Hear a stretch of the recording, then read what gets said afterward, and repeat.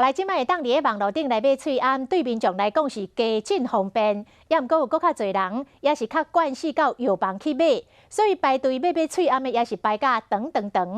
经济部已经来宣布，上紧到即个礼拜日，喙安每一天的产量都会当达到1300万片。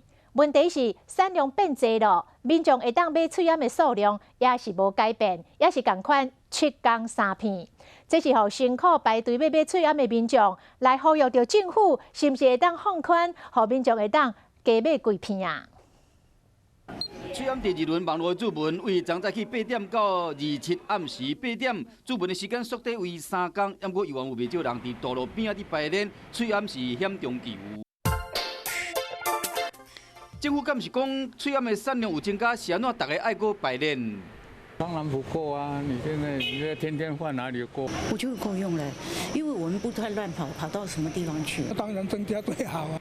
2月7日，喙安实名制实施的时，当时台湾喙安每一天的产量是320万片，规定7天敢会使买2片。也毋过到3月初5，每一天的产量是820万片，比2月7日增加500万片。这个天政府调整喙安的政策，7天会使买3片。估计这礼拜3月29，每一天的产量会到1300万片，比3月7又搁增加将近500万片。这个政策敢会调整，引起关心。